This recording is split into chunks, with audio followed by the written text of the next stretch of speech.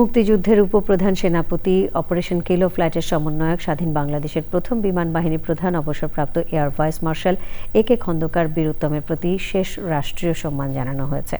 বিমান বাহিনীর আয়োজনে জোহরের নামাজের পর ঘাঁটি বাসারে একে খন্দকারের জানাজায় অংশ নেন প্রধান উপদেষ্টা professor doctor Mohammad Yunus.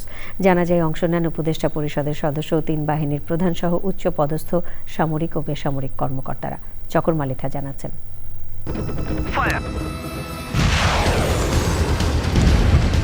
1971-এর 25শে March Pakistan বিমান বাহিনীর তখনকার গ্রুপ ক্যাপ্টেন একে খন্দকারের নেতৃত্বে wing commander MK. Bashar, squadron leader Sultan Mahmud, squadron leader Sadruddin, flight officer Badrul Alam এবং পাইলট নুরুল কাদের বিমান বাহিনী থেকে প্রথম বিদ্রোহ করে বেরিয়ে এসে মহান মুক্তিযুদ্ধে যোগ দেন। মুক্তিযুদ্ধদিনের সেই সহযোদ্ধার নামে বিমান বাহিনী ঘাঁটি বাসার প্যারেড গ্রাউন্ডেই জোহরের নামাজের পর একে খন্দকার বীরুত্তমের নামাজে জানাজা। বিমান বাহিনীর উচ্চ পদস্থ কয়েকজন অফিসার একে খন্দকারের কফিন নিয়ে জানাজা মঞ্চে আসেন।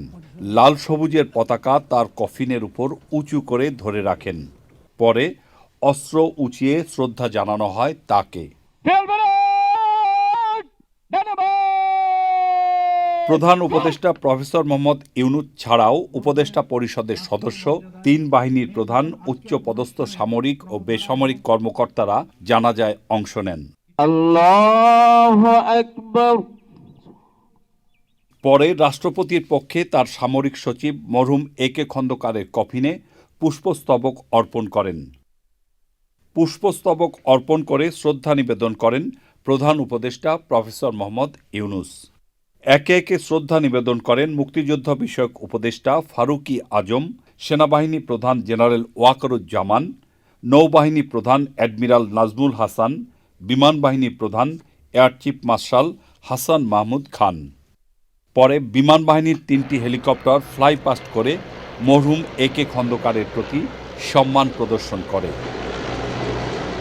বিমান বাহিনীর শাহীন কবরস্থানে রাষ্ট্রীয় মর্যাদায় দাফন করা হয় সত্যের পথে সদা নির্ভীক এই বীরকে। চকর মালিথা, চ্যানেল আই, ঢাকা।